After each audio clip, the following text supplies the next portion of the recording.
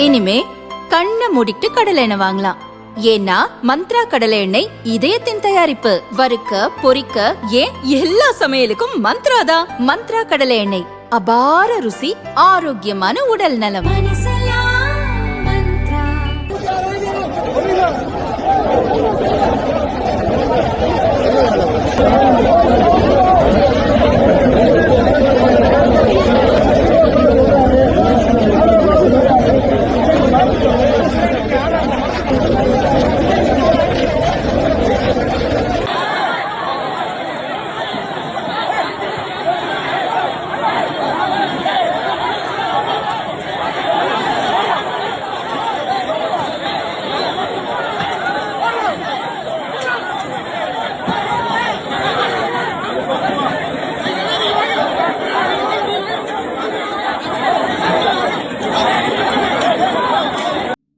சிவகங்கை மாவட்டம் காரைக்குடியில் தனியார் தொலைக்காட்சி சார்பில் சட்டசபை தேர்தலையொட்டி நேருக்கு நேர் விவாத நிகழ்ச்சி நடந்தது.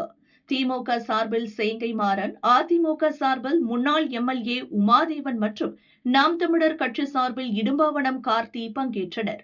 உமாதேவன் பேசும்போது, ஓபிஎஸ் தலைமையில் அதிமுக நிர்வாகிகள் திமுகவில் இணைந்ததை கடுமையாக விமர்சித்து பேசினார். ஓபிஎஸ்ஐ எம்ஜிஆர் ஜெயலலிதா ஆன்மா மன்னிக்காது என உமாதேவன் கூறியபோது திமுக நிர்வாகி சேங்கை மாறன் இடைமறித்து பேசினார். நீ எத்தனை கட்சி மாறி வந்திருக்கேன்னு எனக்கு தெரியாதா? உனக்கு ஓபிஎஸ்ஐ பற்றி பேச தகுதியில்லை என்றார். இருவருக்கும் வாக்குவாதம் ஏற்பட்டு கெட்ட கெட்ட வார்த்தைகளால் திட்டிக் கொண்டனர். நேருக்கு நேர் நிகழ்ச்சியில் நிர்வாகிகள் மோதிக்கொள்வதை பார்த்ததும் நிகழ்ச்சிக்கு வந்திருந்த திமுக மற்றும் அதிமுக தொண்டர்களும் மோதிக்கொண்டனர். இருதரப்பினரும் சேர்களை தூக்கி எறிந்தும் கற்களை வீசியும் ஒருவரை ஒருவர் மாறி மாறி தாக்கிக் கொண்டனர். கலவரம் வெடித்தது.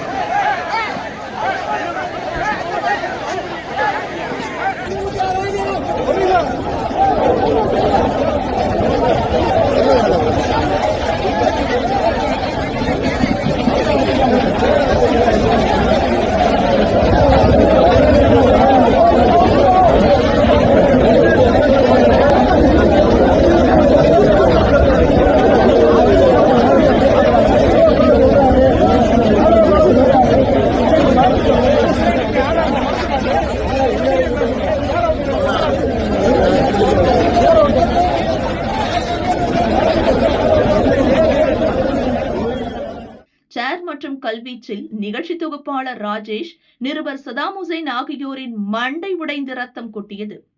நாம் தமிழர் கட்சியைச் சேர்ந்த தொண்டர் முத்துக்குமார் என்பவரும் காயமடைந்தார்.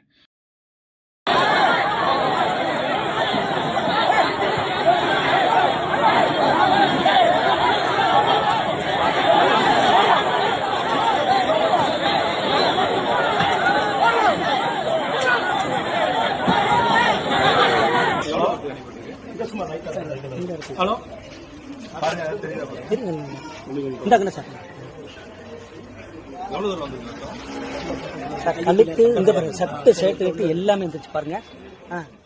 போலீசார் விரைந்து சென்று சண்டையை விலக்கிவிட்டு அனைத்து கட்சியினரையும் கலைந்து போக செய்தனர்.